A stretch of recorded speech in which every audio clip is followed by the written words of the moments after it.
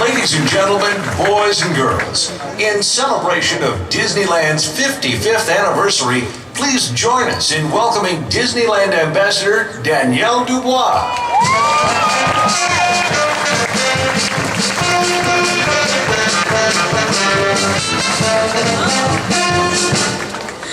Good afternoon, everybody. Everybody way back there, too. Thank you so much for joining us.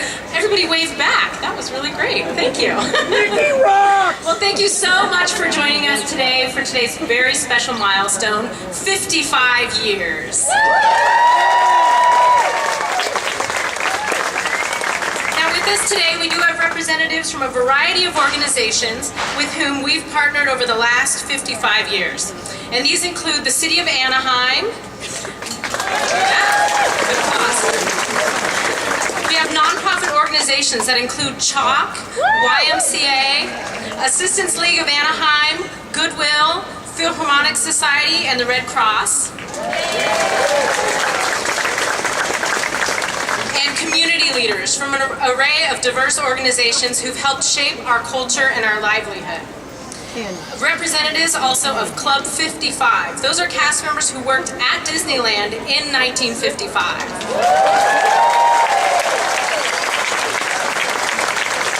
And now it's my pleasure to introduce one more special guest, someone who's taken on the great tradition of leading our cast and inspiring us to create magical moments and experiences for our guests. Ladies and gentlemen, please give a warm welcome to the president of the Disneyland Resort, George Calagridas.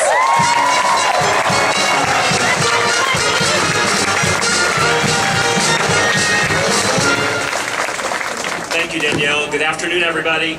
As Danielle said, today we look back on a landmark event.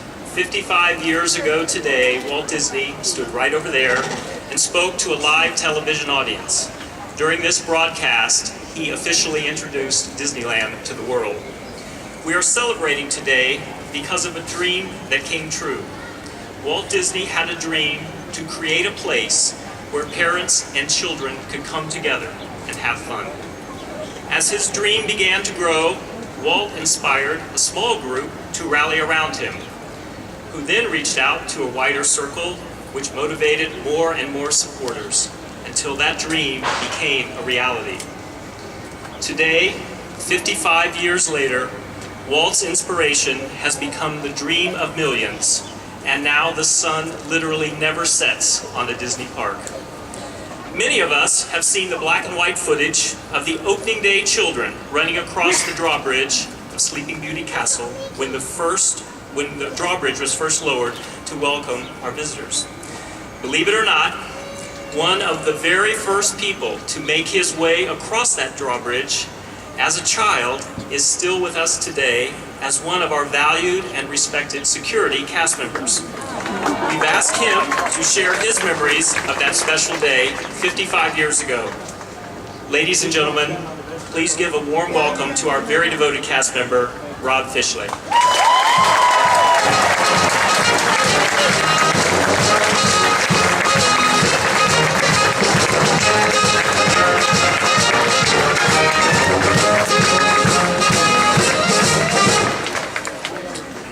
Thank you, George. I was 7 years old on July 17, 1955, and the thing I remember most about that day is it was hot. Very much like today. Due to some Disney creativity and Disney magic, we're recreating that entire day for you. Actually, I grew up not too far from here, on a 2-lane country road with orange groves all around it, just 2 miles right up the street here. Prior to the big day, we knew that something big was coming to our hometown. As a matter of fact, we saw it coming together every Sunday night at 7 o'clock on our state-of-the-art 10-inch black and white TV. We also managed to sneak a peek or two into the construction site from time to time, but none of that could have prepared me for what I saw and felt when I stepped into the park for the first time. It was absolutely magical. On the morning of July 17th, our church group was brought over in an old-style school bus and set up backstage behind the castle. The friendly Disney folks in charge told us to run across the drawbridge when they gave the signal, and then once we got into the castle, they would funnel us into the various attractions. So away we went, right past Art Linkletter, and my group was steered onto Mr. Toad's Wild Ride, my first ever Disneyland attraction. Behind the wheel of an out-of-control car, crashing across the countryside, bumping down railroad tracks and colliding head-on into an oncoming freight train. That was every 7-year-old driver's dream. I began my Disney career in 1972, and it's been extremely rewarding. In fact, my wife and I met as cast members, but not in the way you might think. You see, even though she grew up just 10 miles from here, it wasn't until we were both on assignment at Tokyo Disneyland in 1982 that we met and began dating. I often say I had to travel halfway across the world to meet her, and believe me, it was worth the trip. I'm happy to report that in true Disney fashion, we are living happily ever after.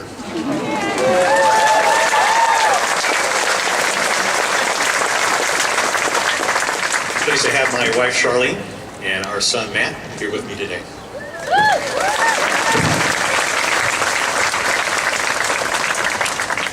I often think back on that group of us kids, and that's me right there in the middle, by the way. Snappy checkered shirt, black high-top sneakers. And I remember that sense of pure wonder we felt as we raced across the drawbridge all those years ago. I consider myself lucky that I get to see that wonder again and again in the eyes of our guests. I can't think of a more important tradition than bringing joy to people from all over the world, from all walks of life. That is what Disney is all about, and that is why we are here today. Thank you for celebrating with us.